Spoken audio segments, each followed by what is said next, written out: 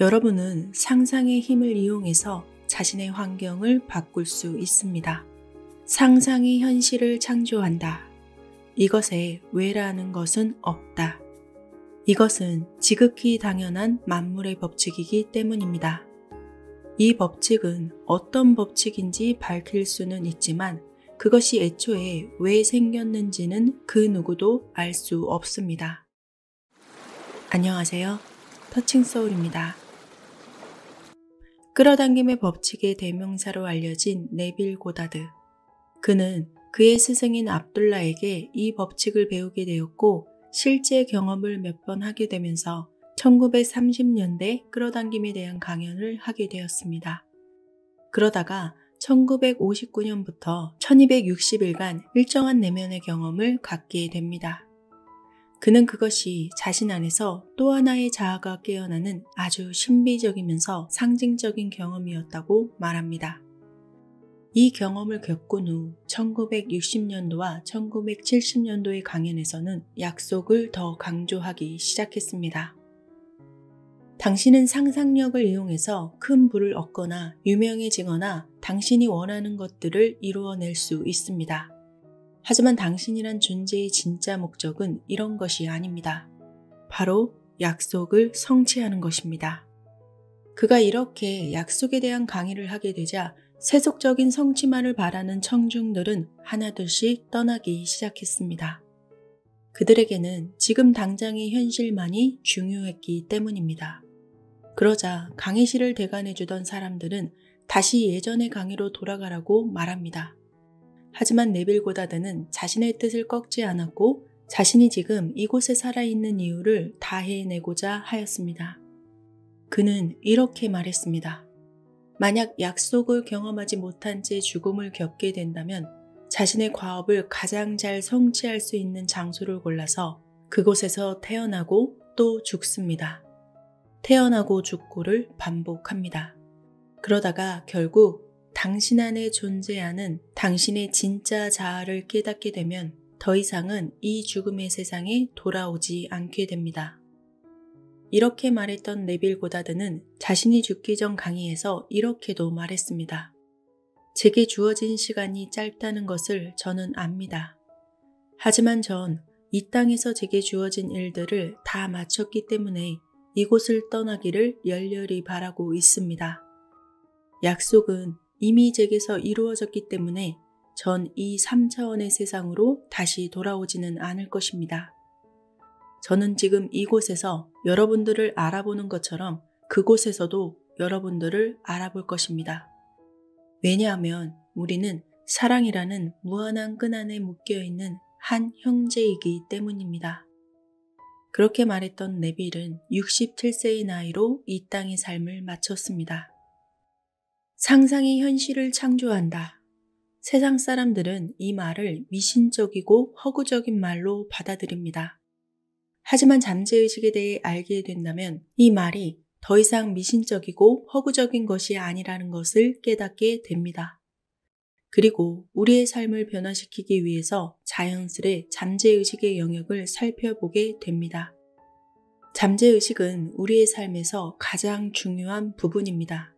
하지만 그것에 대해 밝혀진 것이 너무 적기에 사람들은 그것의 중요성을 모르고 있을 뿐입니다. 그래서 대부분의 사람들은 상상력을 이용해서 잠재의식을 주체적으로 원하는 방향으로 만들려 하지 않습니다. 의지와 결심의 힘만을 맹신한 채 매번 똑같은 실패를 반복하며 삽니다. 잠재의식의 중요성을 깨닫는다면 상상이 잠재의식을 바꿀 수 있는 매우 효과적인 도구라는 것을 깨닫게 될 것입니다. 네빌 고다드는 강의를 통해서 이렇게 설명했습니다. 하나의 새로운 관념을 받아들이려면 그것이 자신의 일부가 될 때까지 수많은 자기 암시를 반복해야만 합니다. 제 강의에 참석한 분 중 몇몇은 해를 거듭하여 제가 알리고자 하는 법칙을 듣고 또 들으셨습니다. 그런데 이런 분들 모두가 이것을 제대로 사용한 것은 아닙니다. 그 이유는 제가 말씀드린 법칙이 그분들의 일부가 아직 되지 못했기 때문입니다. 제가 계속해서 반복해서 말하는 법칙이란 바로 이것입니다. 상상이 현실을 창조한다. 저는 확신을 가지고 이 말을 할 수 있습니다. 왜냐하면 저는 상상력이라는 것이 신의 활동이라는 것임을 발견하였고 확인하였으며 하느님이라고 말하는 신이 바로 우리 인간이라는 것 또한 알게 되었기 때문입니다. 신은 우리 안에 있으며 우리들 또한 신에게 속해 있습니다. 불멸하는 인간의 몸, 그것은 바로 인간의 상상력입니다. 그것은 또한 하느님이자 신입니다. 세상 만물을 창조한 것이 신이라면, 이 광활한 우주 모두를 만들고 그것의 주인이 된 것이 신이라면 그분 역시 인간이 가진 것과 똑같은 상상력을 이용해서 이 모든 것을 했을 것입니다. 신이 가진 것은 인간이 가지고 있습니다. 그렇다면 우리 인간은 자신이 무엇을 상상하고 있는지에 대해 지금보다 더 큰 관심을 기울여야 할 것입니다. 저는 상상이 현실을 창조한다는 문구를 그저 세상을 대하는 여러 관점 중 하나로 말하고 싶지는 않습니다.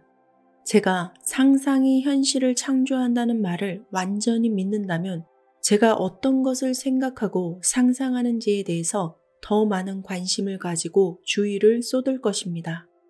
그래서 만약 제가 작정하고 저의 하루를 주의 깊게 관찰해 본다면, 다시 말해서 제가 하루 동안 어떤 생각을 하며 보내는지 샅샅이 살펴본다면 그 시간 동안 혹은 깨어있는 18시간 동안 대부분을 제 인생에서 원하지 않는 경험에 대해서 생각하며 보내고 있다는 것을 발견하게 됩니다. 여러분이 진정으로 신을 느끼려고 한다면 신을 찾을 수 있습니다. 우주 만물의 신을 여러분도 찾을 수 있다는 말입니다. 그분은 이 세상을 만들고 영혼을 불어넣어 주었을 뿐만 아니라 우리들 안에서 자신의 영혼 동안 불어넣어 준 분입니다. 인간 안에 살고 있는 그분의 영혼이란 바로 인간 고유의 상상력입니다. 여러분이 나는이라고 말할 때 여러분은 신을 말하고 있는 것입니다. 오직 한 분뿐인 유일한 신입니다. 다른 신은 세상 어디에도 존재하지 않습니다. 신은 모든 인간 안에 살고 있습니다. 이 세상의 모든 것들을 체험할 수 있도록 말입니다. 그러므로 영원히 죽지 않는 인간의 몸은 상상력입니다. 그것이 바로 신의 존재 그 자체입니다. 하느님이라는 뜻입니다. 그분은 어디에 있습니까? 여러분의 바깥에 존재하는 그 무엇입니까? 아닙니다. 신은 바로 여러분 안에 살고 있습니다. 세상 사람들은 유일한 신이 저 하늘 위 어딘가에 살고 있다고 말합니다.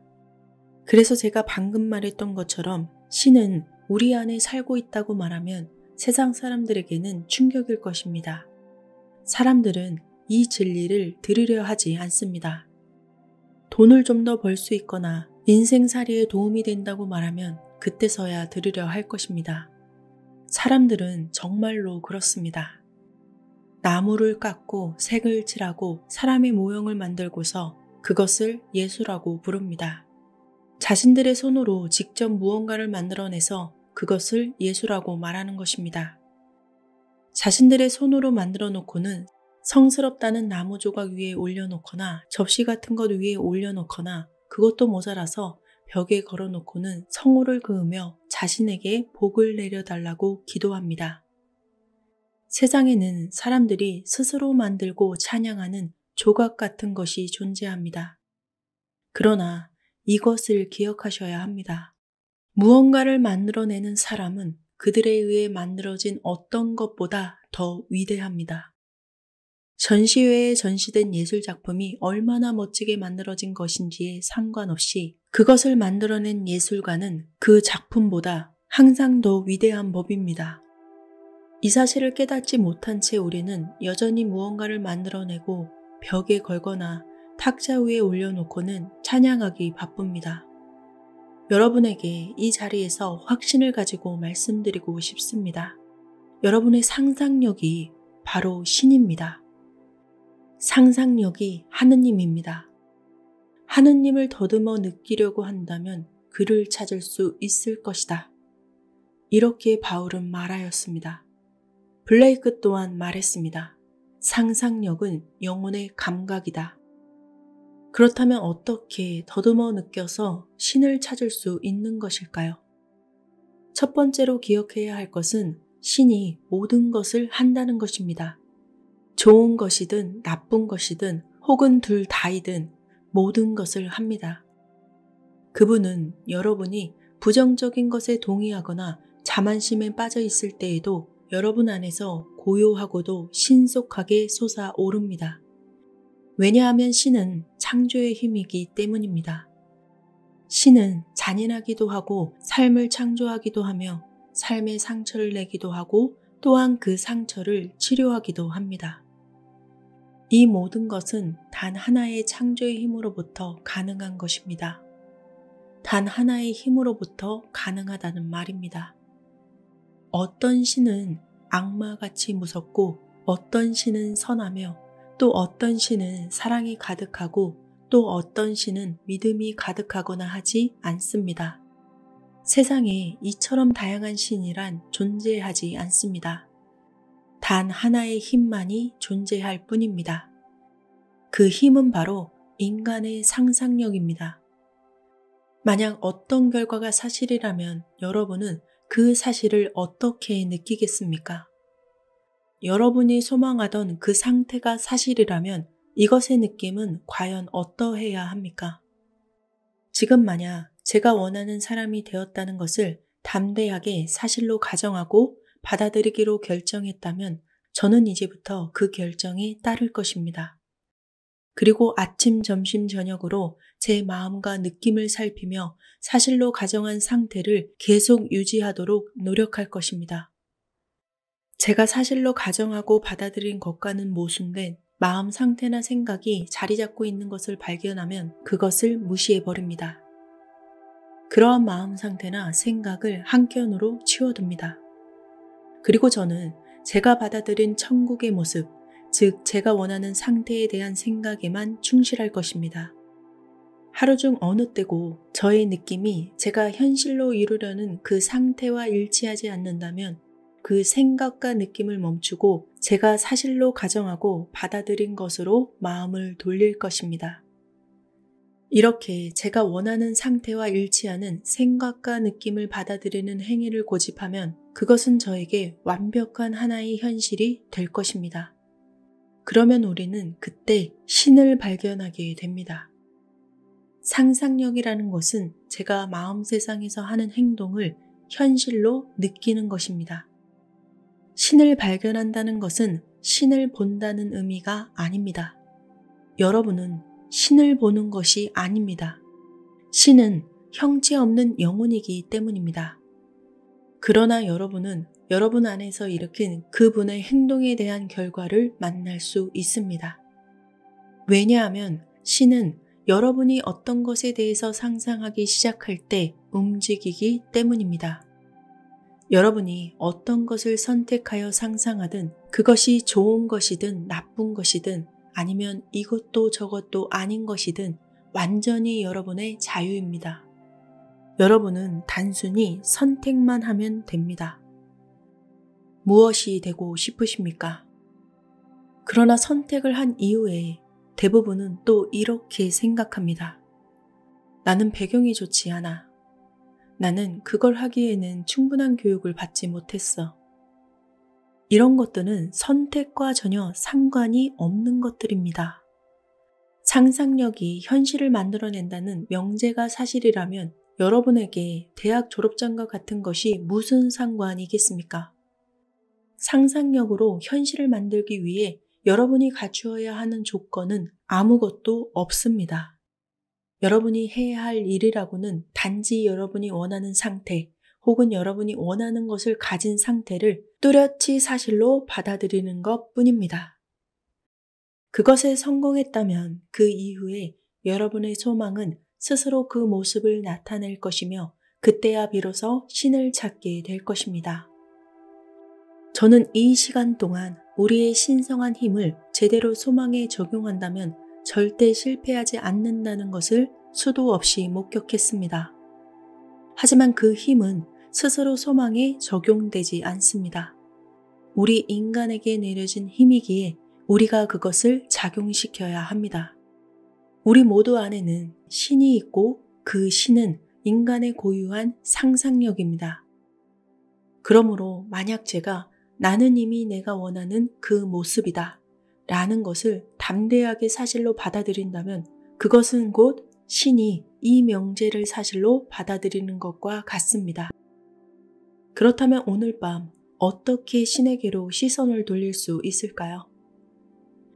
여러분이 궁금해하는 순간 이미 그것에 대한 대답을 구하는 행동을 시작했을지도 모르는 일입니다. 여기 있는 우리를 포함한 대부분의 사람들은 마음속으로 소망을 중얼거립니다. 나는 이런 사람이 되고 싶어. 나는 이렇게 살고 싶어. 나는 저걸 가졌으면 좋겠어.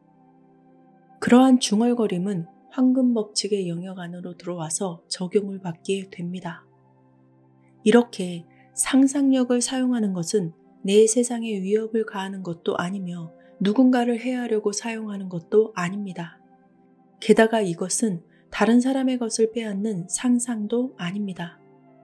내가 타인에게 한 생각은 다시 내게 돌아온다. 이러한 황금 법칙에도 문제가 없습니다. 그렇다면 무엇이 문제가 될까요? 제가 제 소망을 속으로 중얼거렸습니다. 저의 마음과 생각이 그것을 들었을까요? 물론입니다. 분명히 들었을 것입니다. 모두가 듣지 못했다고 해도 내가 스스로 들은 것을 나는 부정하지 못합니다.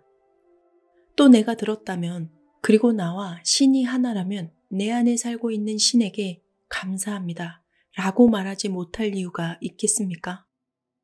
내가 내 소망을 들었기 때문에 신도 그것을 들었습니다. 나는 이러이러한 소망이 있다 라고 말하면 내가 듣습니다. 신이 듣는 것입니다. 저는 어떠한 소망을 품은 사람들에게 이래라 저래라 하지 않을 것입니다. 소망을 품은 이후에 저 스스로에게도 이래라 저래라 하지 않을 것입니다. 저는 제가 말한 것을 제가 들었다는 것만 알고 있을 뿐입니다. 그리고 제가 들었다면 신 또한 들었다는 것을 알고 있을 뿐입니다. 왜냐하면 신과 나는 하나이기 때문입니다. 나의 고유한 상상력이 신입니다. 그러므로 저는 제 안의 신에게 감사의 인사를 합니다. 감사합니다. 이 말을 제가 들었기 때문에 신도 들었습니다. 저는 저의 가장 깊숙한 곳에 살고 있는 신에게 그 일을 하도록 맡겨버립니다. 이 시점부터는 저의 소망을 이루는 것에 대한 책임이 저에게는 없습니다. 저는 그분을 불러내어 이 일이 일어나는 중입니까?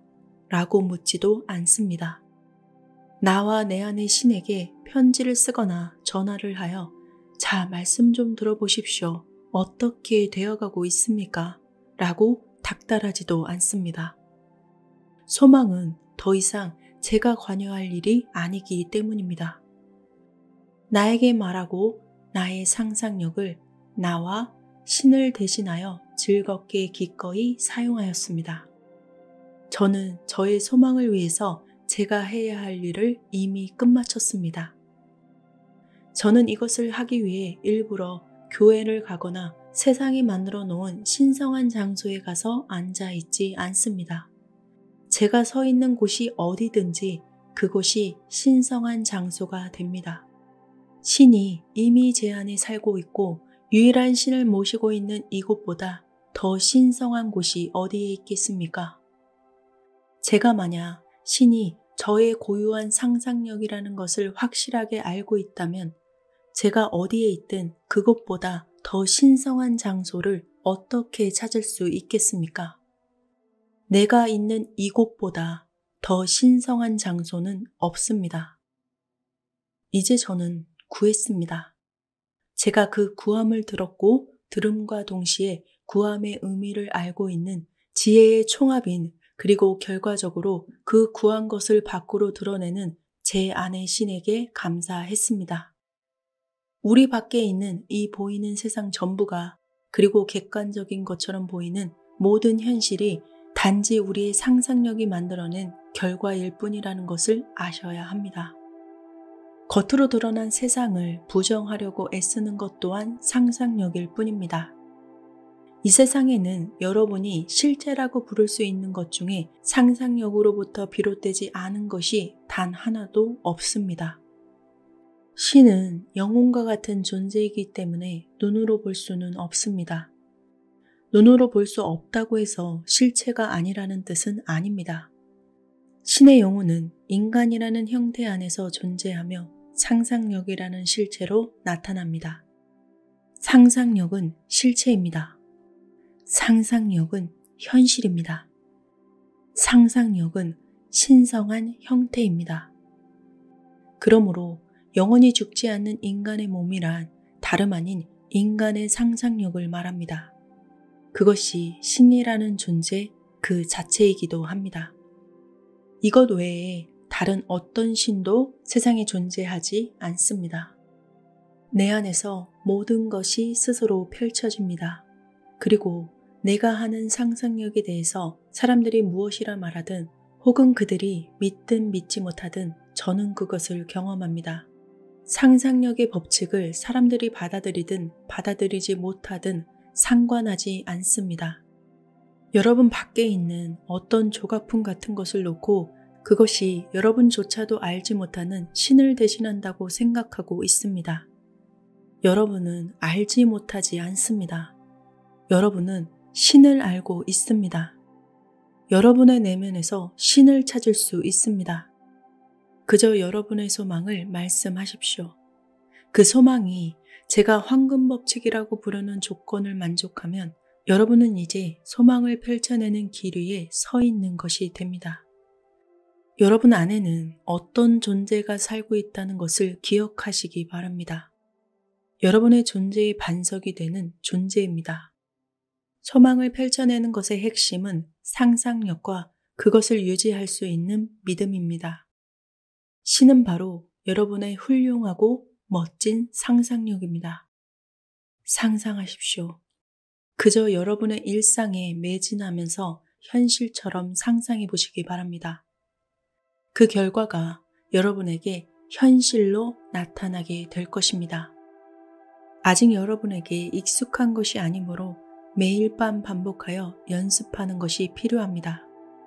여러분 중 대다수는 여러분이 원하지도 않는 상상들을 주로 하면서 일상을 보내고 있습니다. 그러면서도 상상이 현실을 만들어낸다는 그 문구만을 반복적으로 읽고 있습니다.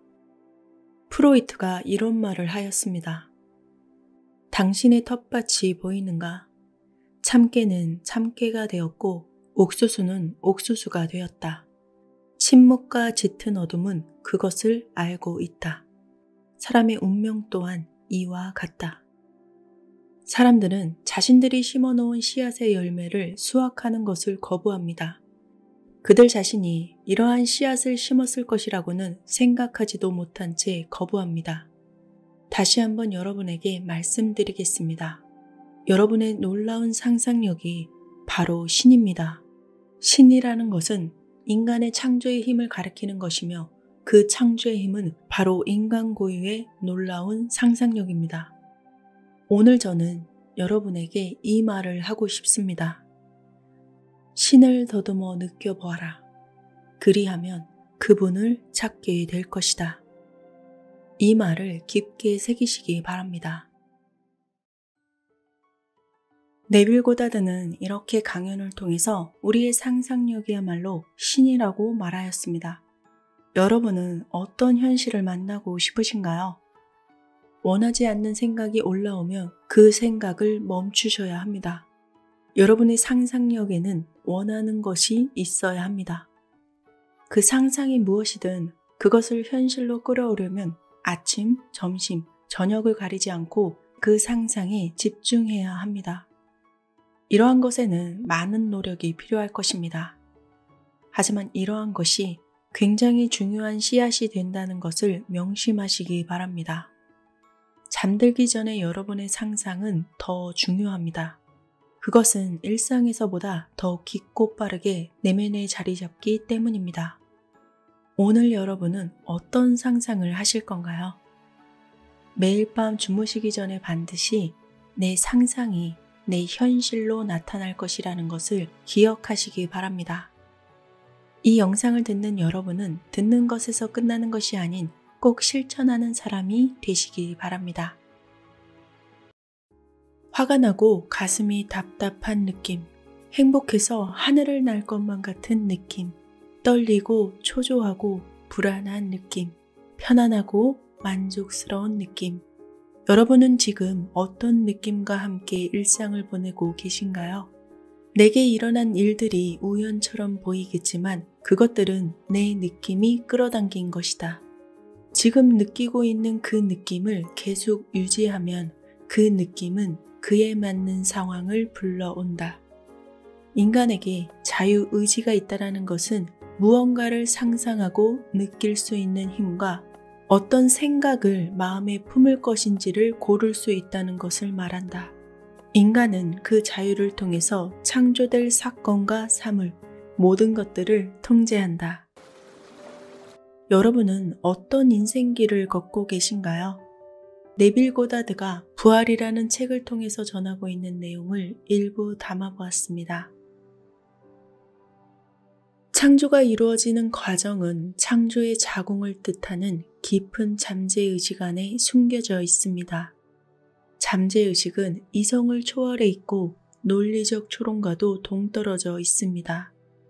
하나의 느낌을 잠재의식 내부에 존재하는 하나의 사실로서 받아들이고 그렇게 받아들인 것에 형체를 부여합니다. 창조의 과정은 하나의 생각에서 시작되었다가 하나의 느낌으로 운반된 후에 결국은 실행에 옮겨질 하나의 욕망으로 끝이 납니다. 느낌이라는 매개체를 통해서 생각은 잠재의식에 각인됩니다. 어떤 생각도 그것이 하나의 느낌으로 자리 잡지 않는 한 잠재의식에 각인될 수는 없습니다. 하지만 한번 각인된다면 그것이 좋은 것이든 나쁜 것이든 차별하지 않고 반드시 모습을 갖추고 세상에 나타나게 됩니다. 따라서 느낌을 조절할 수 없는 사람은 자신이 바라지도 않은 상태를 잠재의식에 각인시키기 마련입니다.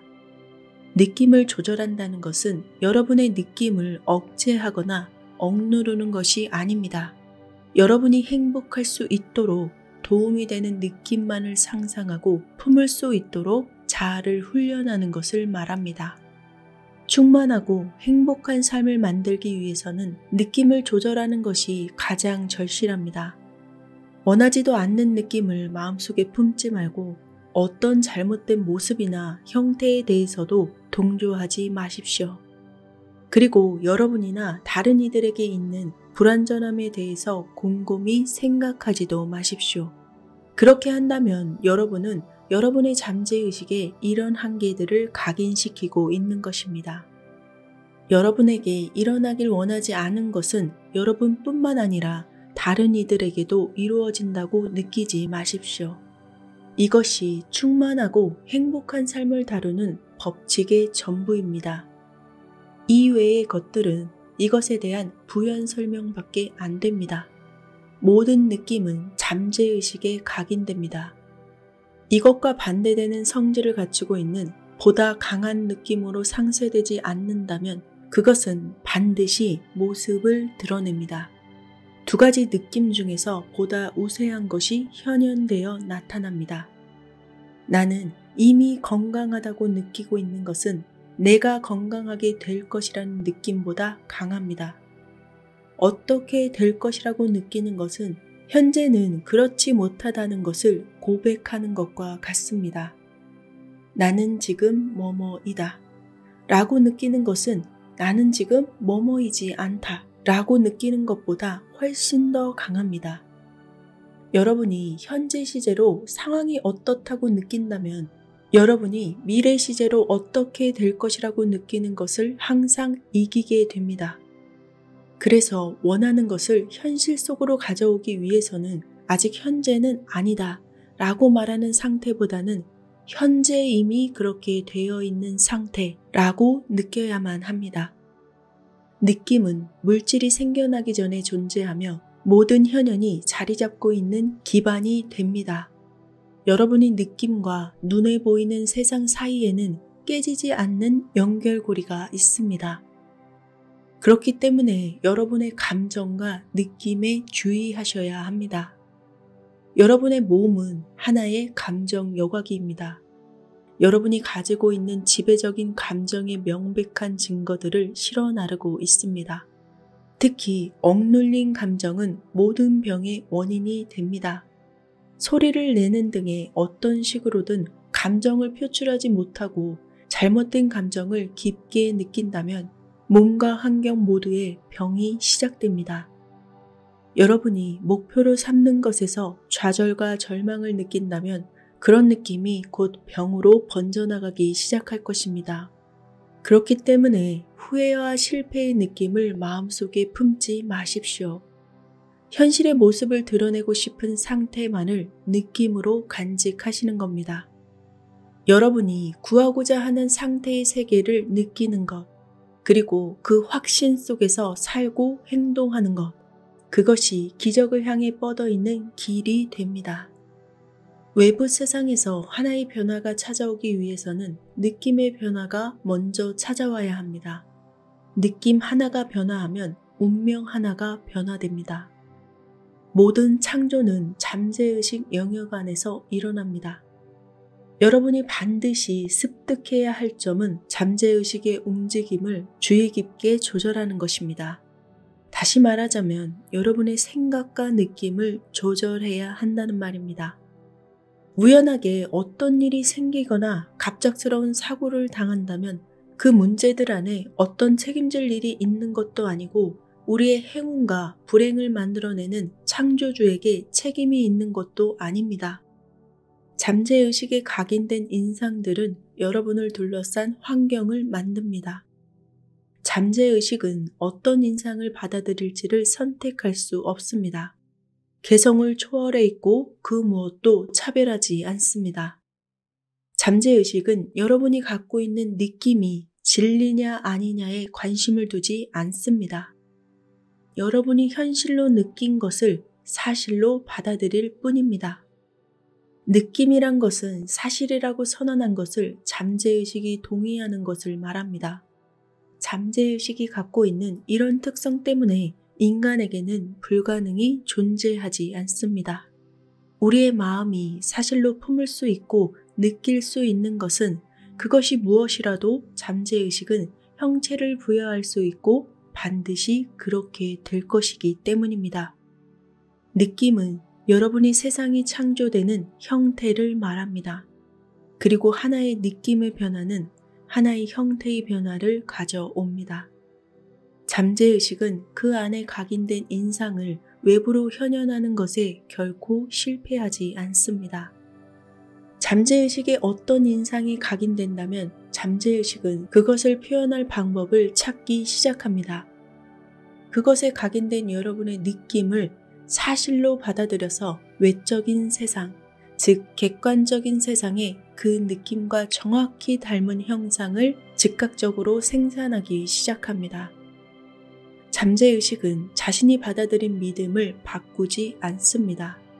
그 받아들인 것이 유익한 것인지 유익하지 않은 것인지를 상관하지도 않습니다. 잠재의식에다 원하는 상태를 각인시키기 위해서는 여러분의 소망이 이미 실현되었다면 가졌을 만한 감정을 사실로 받아들여야 합니다. 여러분의 목적을 명확하게 만들려면 오직 여러분이 원하는 목표에만 신경을 써야 합니다. 결과가 어떤 방법을 통해서 나타날지 아니면 그것을 이루는 데에 있어서 어떤 난관이 있을지에 대해서는 생각해서는 안 됩니다.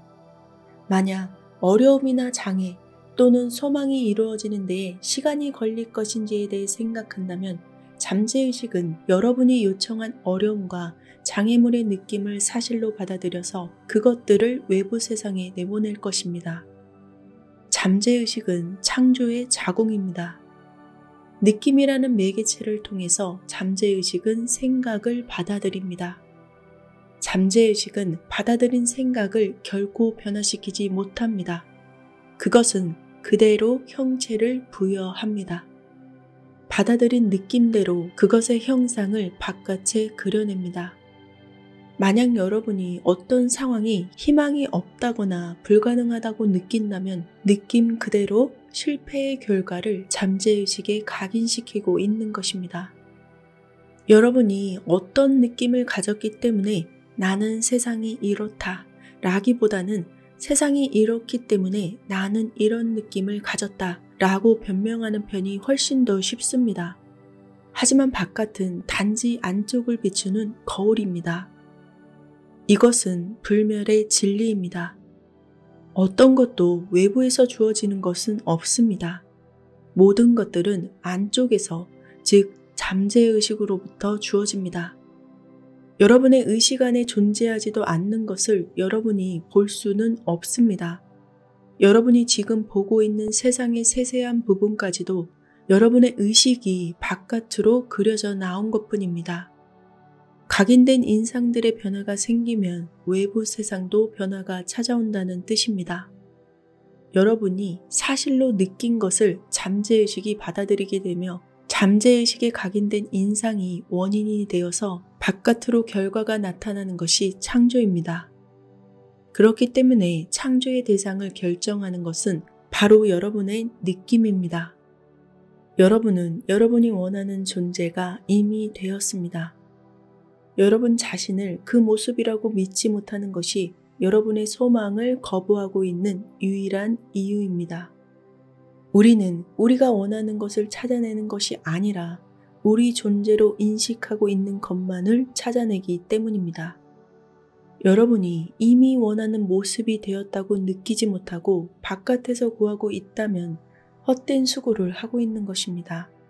여러분이 가지고 있다고 인식하는 것과 여러분이 존재라고 인식하는 것만을 여러분은 가지고 있고 그런 모습으로 세상이 형성되어 있습니다. 가진 자에게 그것은 주어질 것이더라.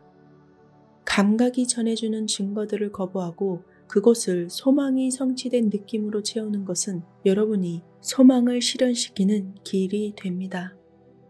여러분이 이루어야 하는 가장 높은 성취는 생각과 느낌을 숙달되게 통제하는 것입니다. 여러분이 필요로 하고 바랄 수 있는 모든 것들은 이미 여러분의 것입니다. 그것을 여러분에게 갖다 줄 사람은 필요하지 않습니다. 그것은 이미 여러분의 것입니다. 소망이 이루어졌다는 것을 상상하고 느껴서 마음속에 간직했던 소망을 현실이라는 무대로 가져오십시오.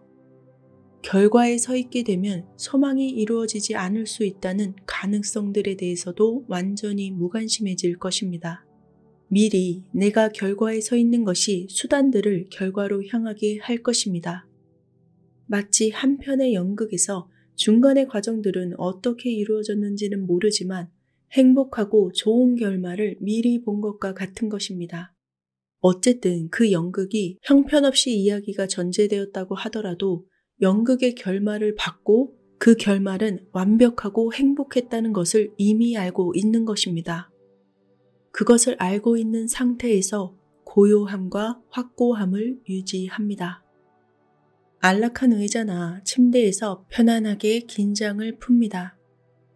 만약에 침대에 누웠다면 여러분의 몸과 머리를 평평하게 일자로 눕힙니다. 눈을 감고 자신이 잠이 오고 있다고 상상합니다. 그리고 느낍니다. 나는 졸린다. 나는 정말 졸린다. 나는 정말 매우 졸리고 있다. 이런 느낌을 계속 유지하면 조금 있으면 나른하게 될 것입니다. 아득한 느낌과 움직이고 싶은 욕망이 모두 상실된 느낌이 여러분을 감싸게 됩니다. 여러분이 다른 상황에서는 느껴본 적이 없는 유쾌하고 안정된 편안함이 느껴져서 여러분의 자세를 바꿀 생각이 들지 않습니다. 이런 수동적인 상태에 놓이게 되었을 때 여러분의 소망이 이미 실현되었다고 상상합니다. 그것이 어떤 방법으로 이루어질지에 대해서는 상상하지 않습니다. 단지 지금 소망이 성취된 것을 상상합니다. 여러분이 삶에서 성취하기 바라는 것을 영화처럼 상상합니다. 그리고 이미 그것이 성취되었다는 느낌을 느낍니다. 생각은 아주 미세한 음파를 만들어냅니다. 그것은 외부에서 나는 소리처럼 들립니다. 그렇다고 이렇게 깊은 수동적인 상태가 여러분의 기도를 실현시키는 데에 있어서 반드시 필수적인 것은 아닙니다. 수동적인 상태를 만드는 것과 소망이 성취된 것을 느끼는 것이 기도를 실현하는 데 필요한 전부입니다. 느껴보십시오. 느낍니다. 여러분의 소망을 눈을 감고 천천히 느낍니다. 여러분은 지금 그 결과를 얻은 상태의 그 상황에 놓여 있습니다. 여러분은 결과에 서 있는 것입니다. 여러분은 미리 느끼면서 이미 그 결과에 서 있는 것입니다. 믿음은 느낌입니다. 그대의 믿음대로 되어라. 이 말은 그대의 느낌대로 되어라 라는 것과 같습니다. 여러분은 결코 여러분이 원하는 것을 끌어당기고 있지 않습니다. 오직 여러분이라고 인식하는 것만을 항상 끌어당깁니다. 가진 자에게는 주어질 것이고 가지지 못한 자는 빼앗길 것이다. 여러분이 자신이라고 느낀 것과 여러분 자신이라고 인식한 것을 받게 됩니다. 그래서 소망하는 것을 이미 가졌을 때 여러분이 갖게 될 느낌을 사실로 받아들인다면 소망은 당연히 실현될 것입니다. 여러분이 원하는 모습, 그리고 앞으로 될 모습, 그런 모습이 이미 되었다는 느낌 안에서 살아가십시오. 자신에게 주어진 가르침을 믿고 그것을 직접 적용하려는 사람은 자신의 내부에서 성공의 실체를 세우게 됩니다. 이 영상을 들은 여러분의 지금 느낌은 어떠신가요? 그 느낌에 따라서 이 영상이 여러분에게 도움이 될 수도 있고 아니면 아무것도 아닌 게 될 수도 있습니다. 하지만 뇌과학적으로 우리가 느끼는 느낌은 신체의 화학물질을 유발한다고 하죠. 그리고 그로 인해서 심적 변화와 신체적 행동 변화가 일어난다고 합니다. 우리의 마음, 그 느낌에 따라서 세상은 달리 보이게 됩니다. 끌어당김은 느낌이 전부다 라는 말도 있습니다. 나를 지배하고 있는 그 느낌은 언제나 세상 속에서 그 모습을 드러낸다. 소망과 느낌이 충돌하면 언제나 느낌이 승자가 된다. 그래서 기도는 애써서 하는 게 아니다. 감각이 모두 받아들여서 그 느낌을 그대로 유지할 수 있는 기도야말로 참된 기도가 된다.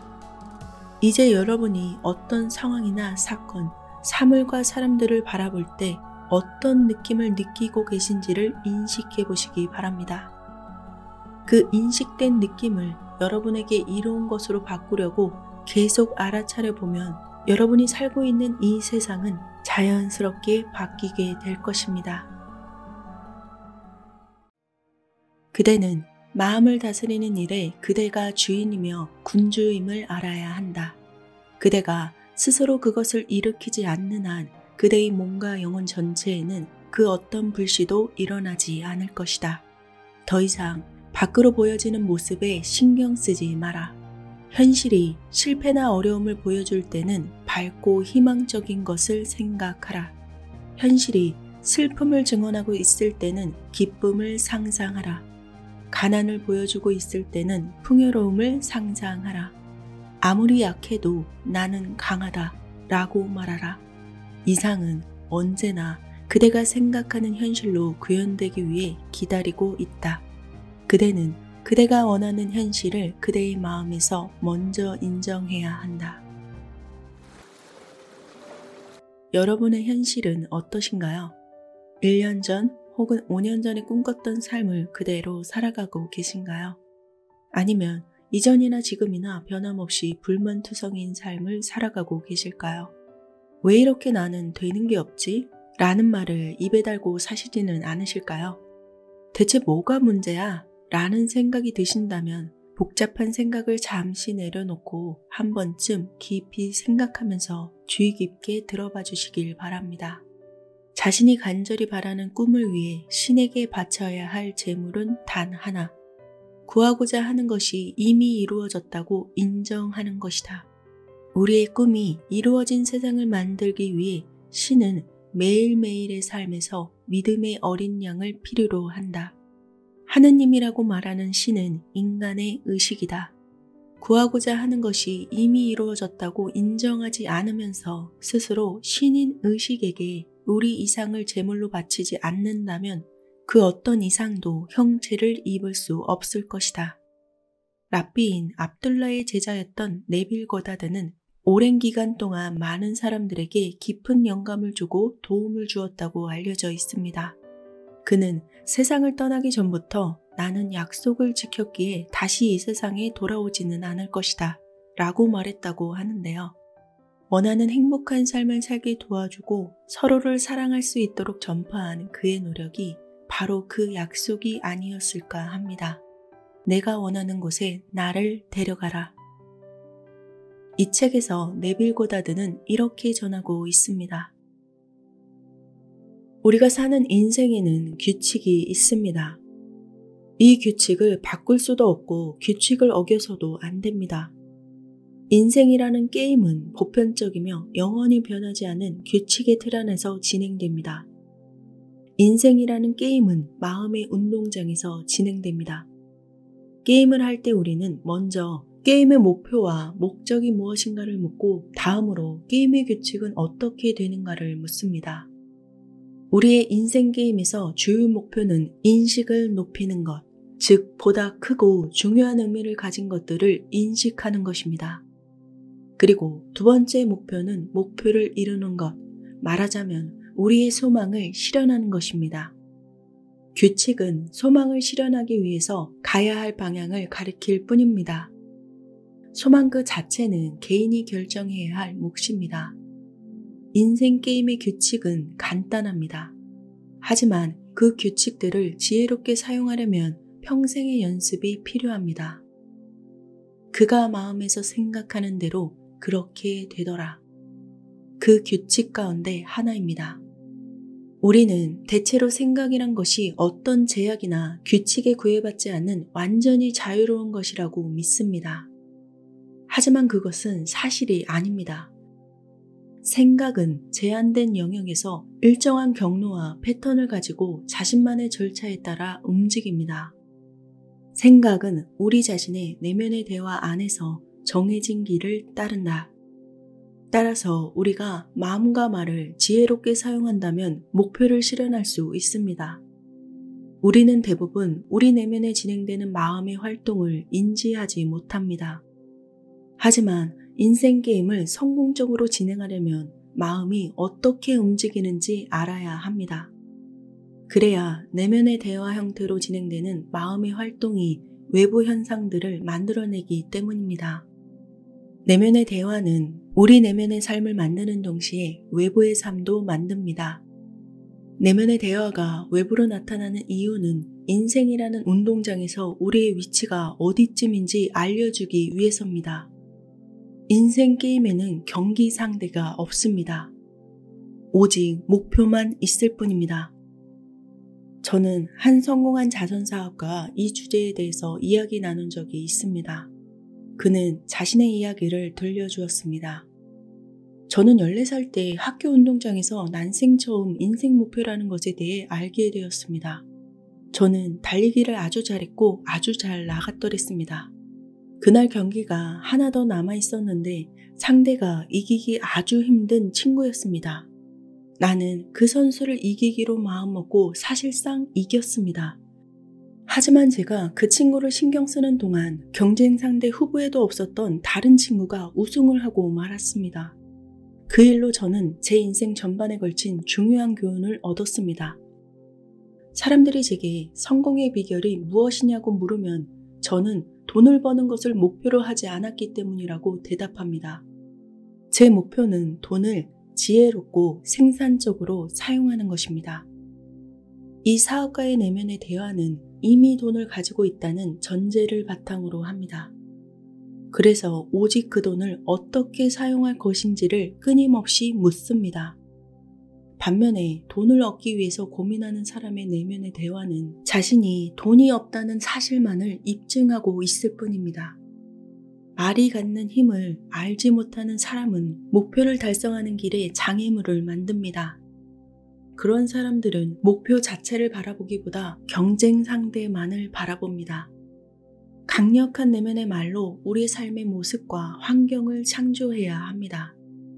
우리가 아무리 게임의 가장 심오한 규칙을 알고 있다고 해도 실행에 옮기지 않으면 소망하는 결과를 얻을 수 없습니다. 선을 행할 줄 알면서도 행하지 않는 자, 다시 말해서 규칙을 알면서도 실행하지 않는 자여, 그것은 죄가 되느니라. 실행하지 않는 사람은 결국 관역을 빗나가 자신의 목표를 이루지 못할 것입니다. 달란트에 관한 우화를 살펴보면 주인은 자신의 재능을 사용하지 않은 하인을 나무랍니다. 이 우화에서도 분명히 알 수 있듯이 우리는 인생 게임의 규칙 가운데 하나를 발견하고도 그것을 무시한 채 실패의 위험을 감수하고 있습니다. 재능을 사용하지 않으면 팔다리를 쓰지 않는 것과 같습니다. 사용하지 않는 팔다리는 결국 그 기능을 제대로 수행하지 못하고 쓸모없어집니다. 우리는 말을 듣기만 하는 사람이 아니라 실천하는 사람이 되어야 합니다. 생각은 우리 내면에서 이루어지는 대화의 길을 따라갑니다. 따라서 내면의 대화를 잘 관찰하면 우리가 인생의 경기장에서 어디로 가고 있는지 알 수 있습니다. 그뿐만 아니라 내면에서 이루어지는 대화의 방향을 잘 통제하고 조절한다면 우리가 가야 할 방향을 결정할 수도 있습니다. 먼저 당신 내면에서 원하는 모습이 되었다는 것을 사실로 받아들이고 그렇게 생각하고 말하고 행동하십시오. 당신은 하늘나라가 당신 안에 있다는 사실을 항상 명심해야 합니다. 그것들이 당신이 가야 할 길을 드러내고 당신이 가고 있는 방향을 가리킵니다. 수요가 있으면 공급이 있습니다. 한 사람의 의식 상태는 신의 무한한 창고에 대한 수요와 같습니다. 그래서 공급을 바꾸려면 수요, 다시 말해서 당신의 의식 상태를 바꿔야 합니다. 우리가 하느님이라고 말하는 신은 당신의 의식입니다. 하느님의 약속에는 조건이 있습니다. 수요가 변하지 않는다면 공급도 변하지 않습니다. 다시 말해 당신의 의식 상태가 바뀌지 않는다면 현재 당신이 처한 삶의 환경 또한 바뀌지 않습니다. 우리가 마음의 상태를 변화시킬 때 이 법칙이 자동으로 작동합니다. 당신의 의식 상태는 행동의 원천이며 행동을 이끄는 힘이자 공급을 창출합니다. 환경이 의식 상태를 만드는 것이 아니라 당신의 의식 상태가 당신이 살아가는 삶의 환경을 만드는 것입니다. 이 진리를 깨닫는다면 당신은 생명의 물을 가지는 것과 같습니다. 문제의 해결은 단순히 그것을 아는 것만으로는 나타나지 않습니다. 오로지 그 알미 삶에 적용될 때 모든 문제의 해결이 나타날 것입니다. 블레이크의 말처럼 육체의 눈이 아닌 마음의 눈으로 세상을 볼 때 기쁨과 즐거움이 자연스럽게 터져나올 것입니다. 안에서 바깥으로 우리 만물의 법칙입니다. 인간은 진리를 찾겠다고 밖으로 눈을 돌리지만 가장 중요한 것을 찾으려면 안을 들여다봐야 합니다. 로버트 브라우닝이 이런 말을 했습니다. 진리는 우리 안에 있으니 밖에서 솟아나지 아니하더라. 그것이 무엇이든 그렇다. 우리 한가운데 깊숙한 곳에 있으니 그곳에는 진리가 충만하더라. 당신이 소망하는 모습이 이미 되었다고 느껴야 합니다. 깨달음이란 밖에 있다고 믿는 빛을 위해 입구를 마련하는 것이 아니라 우리 안에 갇힌 찬란한 빛이 밖으로 나갈 수 있도록 길을 열어주는 것이더라. 육체를 가진 존재를 신과는 별개의 것이라고 거부하는 사람들은 위대한 신비를 모르는 사람입니다. 당신의 삶은 오직 한 가지, 의식의 상태를 나타냅니다.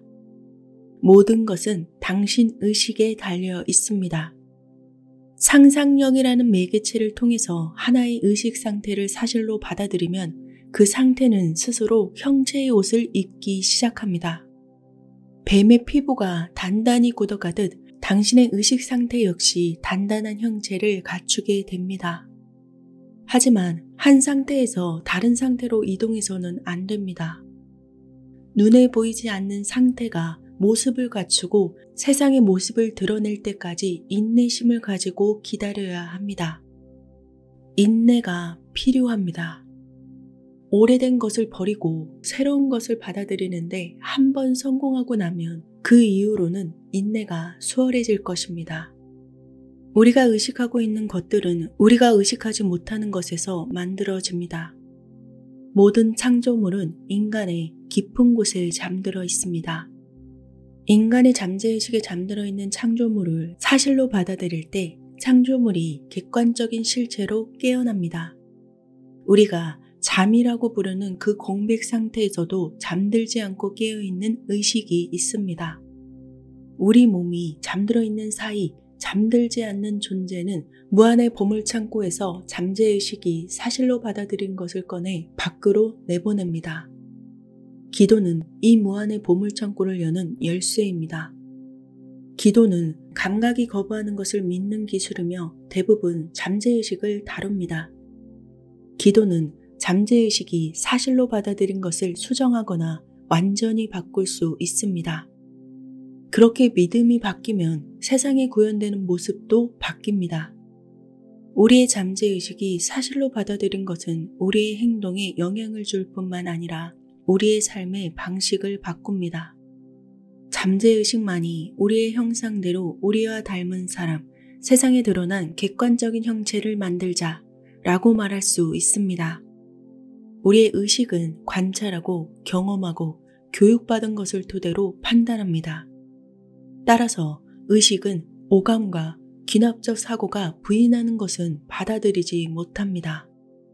내면의 마음은 세상 모든 곳에 생명을 불어넣는 의식입니다.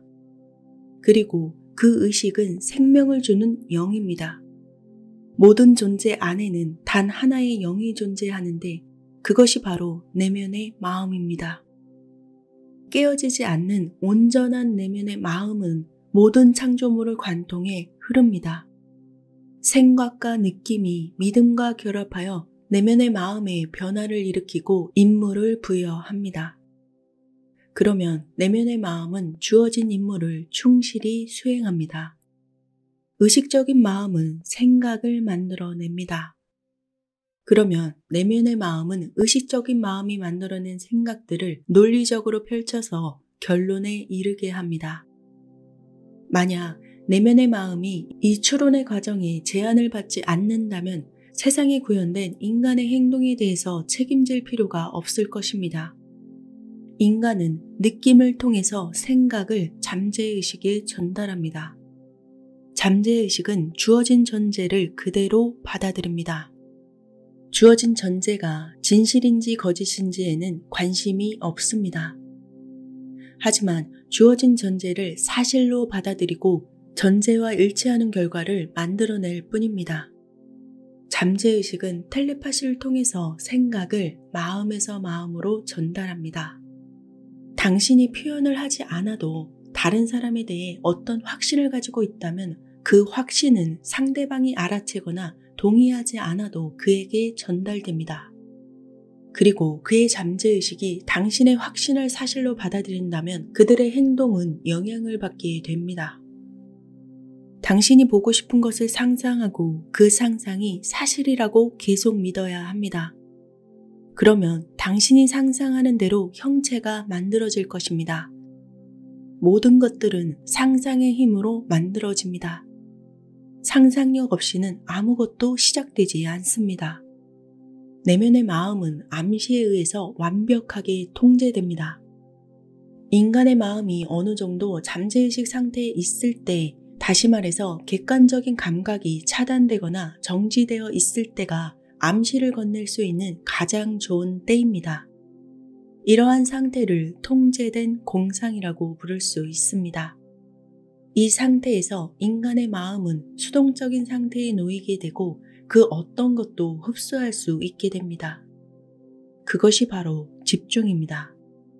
기도를 할 때 당신의 마음에 충돌이 있어서는 안 됩니다. 글자는 사람을 죽이고 사람을 살립니다. 암시는 내면의 마음을 완벽하게 통제합니다. 그래서 당신이 믿고 있는 것이 사실이든 거짓이든 상관없이 당신은 같은 결과를 얻습니다. 환자의 내면의 마음이 어떤 상태에 이르면 건강해질 거라는 조건을 받아들이고 자신의 건강이 회복될 거라는 암시를 받아들인다면 그 조건이 충족되는 순간 건강을 회복하기 위해 노력합니다. 믿는 자에게 모든 것이 이루어지므로 그대의 믿음에 따라서 그대에게 이루어질 것이다. 어떠한 상태에 대한 확신에 찬 기대는 그러한 상태를 만들어내는 가장 강력한 수단입니다. 나을 수 있다는 확신에 찬 기대는 의학적 치료가 할 수 없는 것을 해낼 수 있습니다. 그대가 무언가를 강하게 명할 때 그것은 그대에게 이루어질 것이다. 내면의 대화를 현실로 구현해내는 것은 강한 의지가 아닙니다. 원하는 상태가 사실로 이루어졌다고 명확하게 생각하고 느끼는 것입니다. 믿음과 의지가 충돌하면 믿음이 항상 승리합니다. 당신이 듣고 싶은 것을 실제로 분명히 들었다고 느끼고 그 소식에 아주 기쁘다고 느낀 다음 현실로 돌아옵니다.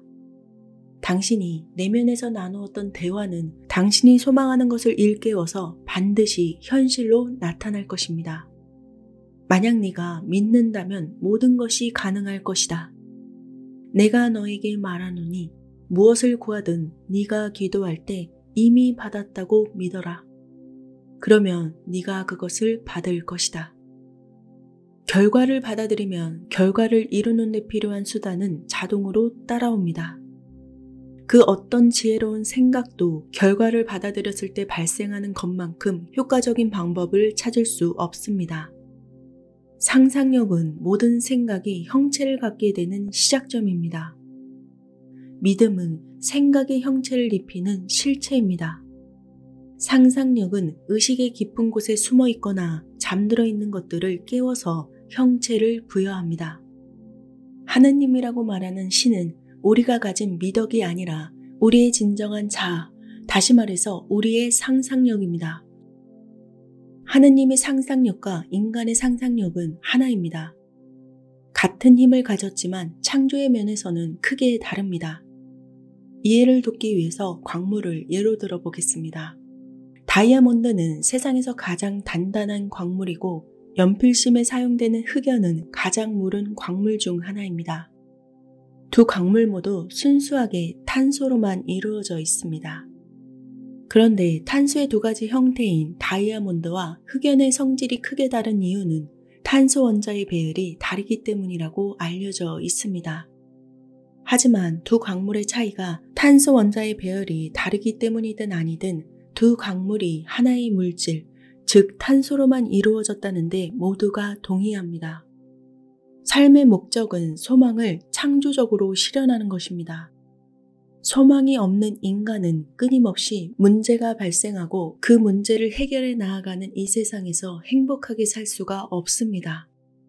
소망은 삶을 행복하게 만들기 위해서 무엇이 부족하고 무엇이 필요한지 알게 해줍니다.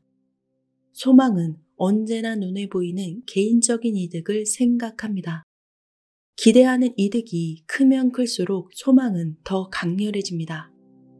우리는 우리가 원하는 모습이 되어 있는 그 상태를 상상해야 합니다. 비록 잠깐이더라도 소망이 성취되었을 때 느껴지는 기쁨을 실제처럼 느끼면서 그 장면을 상상 속에서 재현해야 합니다. 그리고 상상 속에서 관객이 아닌 배우가 되어서 연기를 펼쳐야 합니다. 틀림없이 우리는 상상 속에 있는 곳에 실제로 존재합니다. 결과를 생각하는 것과 결과로부터 생각하는 것은 완전히 다릅니다. 결과로부터 생각하는 것은 결과가 이루어진 모습을 상상하는 것이고 이것이 현실을 창조합니다. 지혜롭게 살기 위해서 상상력의 역할을 인식하고 그것이 소망하는 목표를 충실하게 반영하고 있는지 확인해야 합니다. 우리는 항상 가치 있고 긍정적인 결과를 상상해야 합니다. 외부 세상의 모습을 드러낸 형체들은 인간의 상상력이 반영된 것들입니다. 신은 누구이고 어디에 있으며 그리고 그의 비밀이 무엇인지 분명히 하기 위해서 다니엘은 이렇게 말합니다. 너의 꿈, 너의 머리에서 나오는 환영이 이것이다. 태도를 바꾸면 인생의 경기장에서 당신의 위치도 바뀝니다. 인생 게임은 이른바 공간과 시간이라고 부르는 바깥 세상에서 펼쳐지는 것이 아닙니다. 실제 경기는 내면 세계, 즉 마음의 경기장에서 펼쳐집니다. 현재의 상태에서 내가 소망하는 상태로 마음을 돌리십시오. 소망이 이미 이루어졌다고 느끼십시오. 그러면 역전의 법칙에 따라서 당신의 소망은 현실이 될 것입니다. 여러분은 어떤 믿음을 가지고 계시나요? 여러분이 실제 마음속에 품고 있는 믿음이 있으신가요? 그 믿음 중에서 나는 결국 잘 될 것이다 라는 믿음도 있으신가요? 왜 되는 일이 없지? 라는 것이 아니라 나는 결국 잘 되게 되어 있어 라는 생각과 말의 힘이 얼마나 큰지를 알면 내가 평소 하는 말을 쉽게 내뱉거나 상상하지는 못할 것입니다. 상상이 현실을 창조한다. 이 말은 아마 많은 사람들이 익히 들어서 알고 있을 것입니다.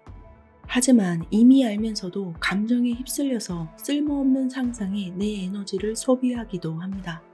저도 그렇게 오랜 기간을 살기도 했었고요. 빚을 생각하면 빚은 점점 더 늘어났습니다.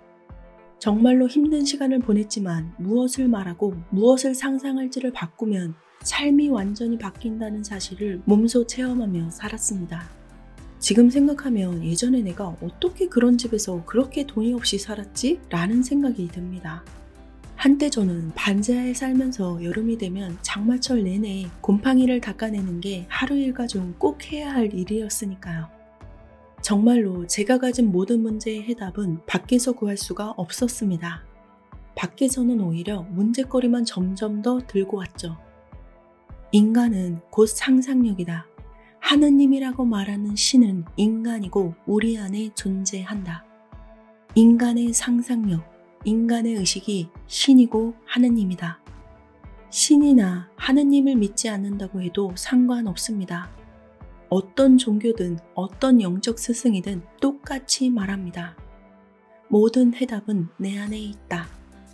내가 어떻게 의식하고 상상하고 생각하고 말하느냐에 내 모든 인생이 결정된다. 바꿔야만 하는 것은 주변 환경이 아니다. 바로 내 안의 마음, 의식, 상상, 생각이다. 내 안에는 이미 신이 있고 하느님이 있으며 부처가 있다. 여러분의 삶을 원하는 방향으로 인도해줄 상상에 힘을 보태보시길 바랍니다. 출근을 했는데 직장 상사가 나에게 괜히 시비를 겁니다. 별로 신경 쓰고 싶지는 않지만 계속 나에게 말을 걸면서 참고 있는 내 신경을 건드립니다. 내가 하고 있는 일 모든 것에 꼬투리를 잡으면서 비난하기 시작합니다. 이래도 뭐라고 하고 저래도 뭐라고 하고 정말이지 싫습니다. 이런 상황이라면 아마 대부분은 이렇게 속으로 말할 겁니다. 왜 하필 저런 인간이 재수없게 내 상사가 돼서 나를 괴롭히고 있는 거지? 빨리 어디 다른 데로 가버렸으면 좋겠다. 그게 아니면 내가 다른 데로 이직이라도 해야겠어. 저 재수없는 인간 꼴도 보기 싫어. 여러분도 그런 반응을 보이고 계시나요? 그 반응이 곧 나의 관심사가 됩니다. 그 반응들이 모인 것이 곧 내가 되는 것입니다. 상대방은 나를 해하는 일을 하고 나는 그것에 대해 안 좋은 감정을 지니게 되고 그러면 원인의 씨앗은 또 상대방이 나를 더 해하는 일로 만듭니다. 그리고 나는 또 더 안 좋은 감정을 가지게 되죠. 이렇게 계속 부정적인 사슬은 단단하고 커져만 갑니다. 이 사슬을 부수는 방법은 딱 하나입니다. 바로 나의 반응을 바꾸는 것입니다. 그 직장 상사가 주는 자극에 대해서 안 좋은 감정이라는 반응이 일어나는 사슬을 바꾸는 것입니다. 만약 그 상사가 생각날 때마다 따뜻한 느낌, 감사한 느낌, 좋은 느낌을 자연스럽게 불러일으킬 수가 있게 된다면 현실 속에서 둘의 관계도 달라지게 된다고 네빌 고다드는 말합니다. 우리는 항상 특정한 자극을 받고 삽니다. 그런데 하나의 자극에 대해서 사람마다 반응이 모두 다릅니다. 이 다른 반응을 결정하는 것이 바로 나는 나를 어떻게 인식하고 있는가입니다. 달리 말하자면 반응이 곧 내가 어떤 존재인지를 말해주는 것입니다. 그래서 내가 나를 인식하는 것이 달라지면 어떤 상황에 대한 나의 반응도 바뀌게 되는 것입니다. 그렇게 마음이 무거워지는 반응을 했던 사람도 자신은 풍요롭다고 믿는다면 혹은 자신은 풍요해질 거라고 믿는다면 반응이 달라졌을 겁니다. 똑같은 말을 들었을 때의 반응도 우리의 기분이 어떠한 상태인지에 따라서 다릅니다. 아마 내 기분에 따라서 메일이나 책의 내용이 다르게 인식된다는 것을 느끼신 적이 있으실 겁니다. 자신에 대한 믿음을 현재 자신이 가진 것에 한정하는 것이 우리입니다. 하지만 믿음은 순전히 주관적인 것입니다. 객관적인 현실에 그칠 필요는 없는 것입니다. 우리가 스스로에 대한 믿음을 달리하는 순간 우리의 반응들은 변화하게 됩니다. 반응은 우리를 꽁꽁 묶어서 옴짝달싹 못하게 하는 사슬이 될 수도 있고 아니면 나를 저 높은 곳으로 이끌어줄 수 있는 동아줄이 될 수도 있습니다. 네빌 고다드는 우리가 이 법칙을 아는 것에 그치지 말고 반드시 실천을 해봐서 그것이 현실에서 적용되는지 꼭 자신이 확인하라고 말합니다. 우리가 해야 할 일은 우리가 하고 있는 일상의 반응들을 관찰하고 만약 마음에 들지 않는 상황이 계속 반복된다면 그 반응들을 반드시 바꿔서 자연스럽게 새로운 반응들이 나타나게 하는 것입니다. 반응을 바꾸면 세상이 달라진다. 리액트에 실린 네빌 고다드의 강의를 일부 소개해드립니다. 당신이라는 한 개인의 마음을 변화시키기 위해서 저는 이 강의를 하고 있습니다. 인류를 마음의 관점에서 이해해보자면 인류는 인식에 무한하고 다양한 상태들이 모여있는 것이라고 할 수 있습니다. 그리고 그 무한한 상태 중에 당신이 위치한 곳이 바로 한 개인으로서의 당신이라는 존재가 있는 부분입니다. 의식이 유일한 실체입니다.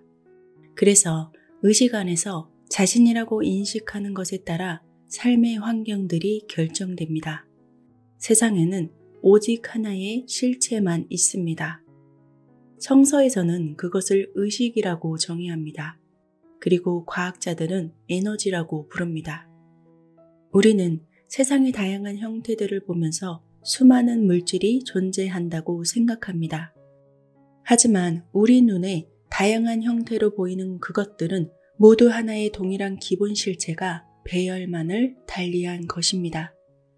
하나의 동일한 기본 실체, 그것이 바로 의식입니다. 만물은 그것들이 받아들여졌을 때 빛에 의해 모습을 나타낸다. 이런 말이 있습니다. 빛이라는 단어는 인식 혹은 의식을 뜻합니다. 한 사람이 개인의 의식 안으로 받아들인 상태는 어떤 일을 부자로 만들 수도 있고 혹은 어떤 일을 가난한 자로 만드는 원인이 됩니다. 가난한 자는 나는 가난해 라고 말함으로써 가난의 상태를 받아들입니다.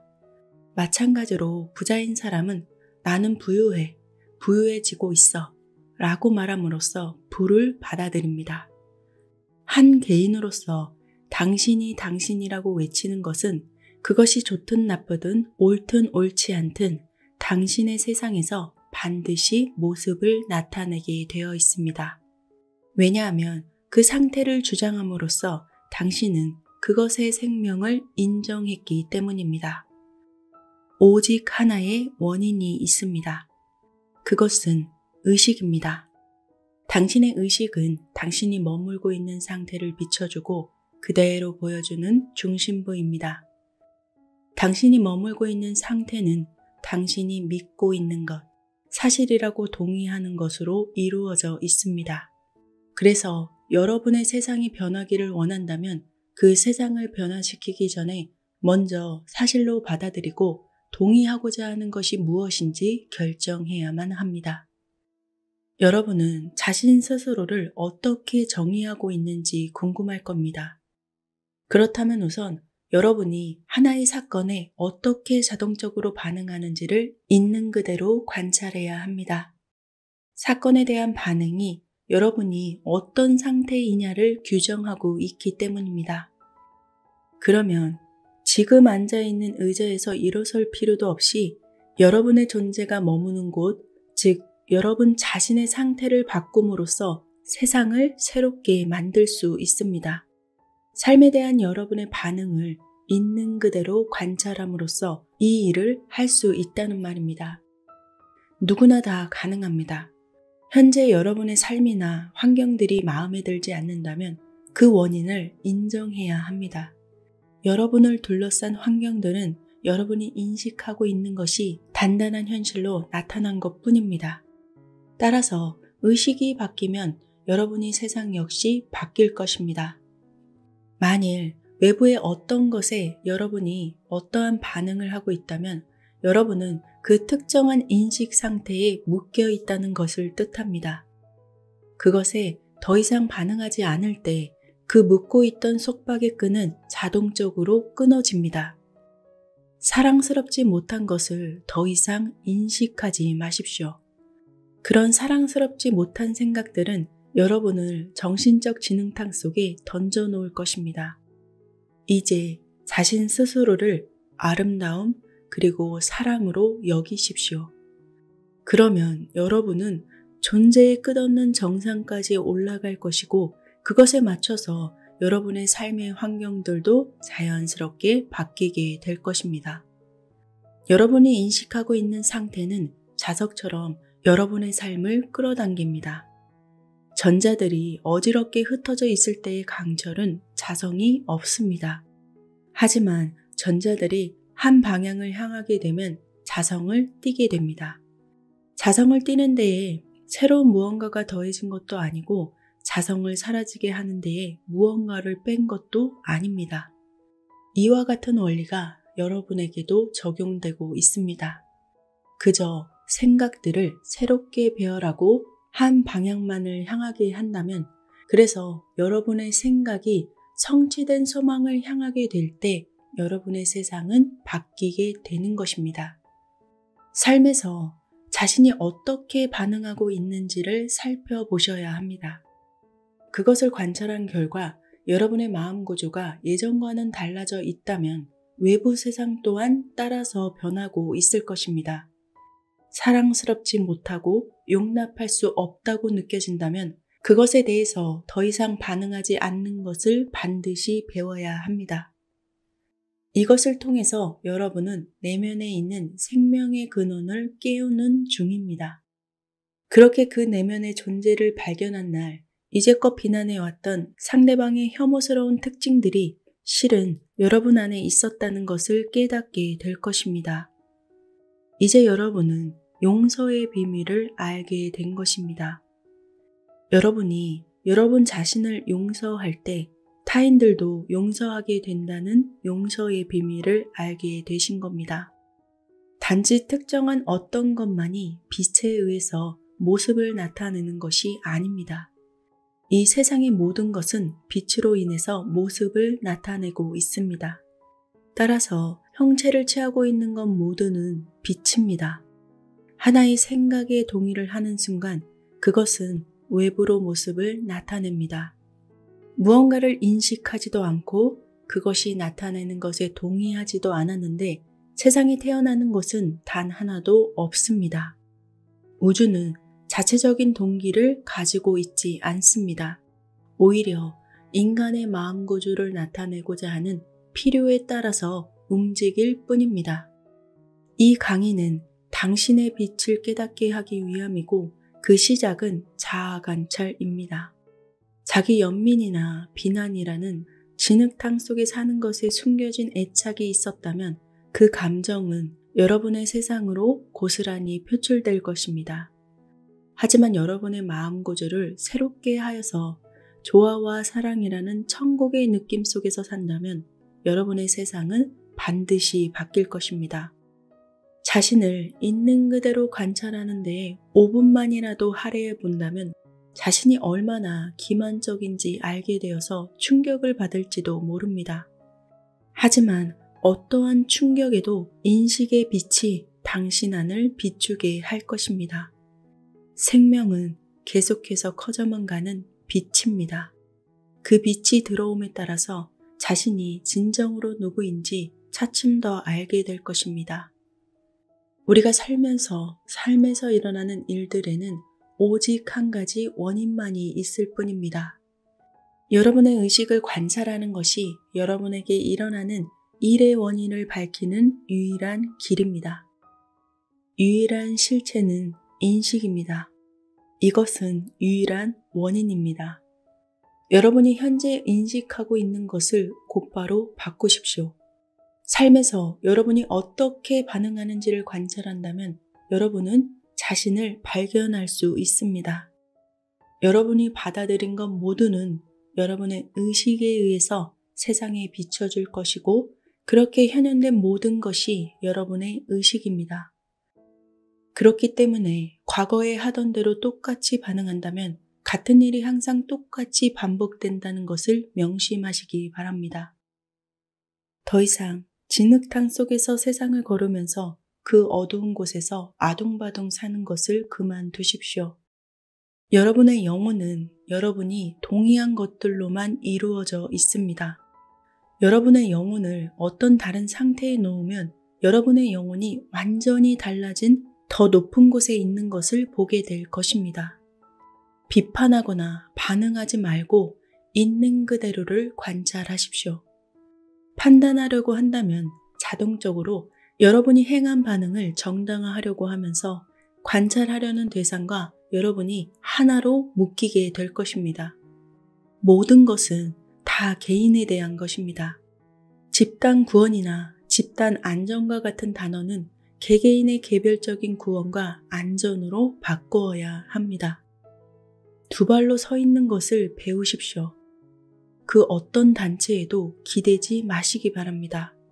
여러분 자신을 구원할 사람은 여러분 자신뿐입니다. 여러분 안에 곤히 잠을 자고 있는 진짜 여러분을 깨우는 것이 유일한 방법입니다. 고귀한 관념에서 나오는 고귀한 생각들만 한다면 커다란 보상이 여러분을 기다리고 있을 것입니다. 여러분은 의식 안에서 위로 올라가서 여러분의 세상을 바꿀 수 있게 됩니다. 여러분이 누구인지, 자신이 누구인지 기억하는 시간을 꼭 가지셔야 합니다. 이것은 원하는 삶을 자신에게 주는 행위입니다.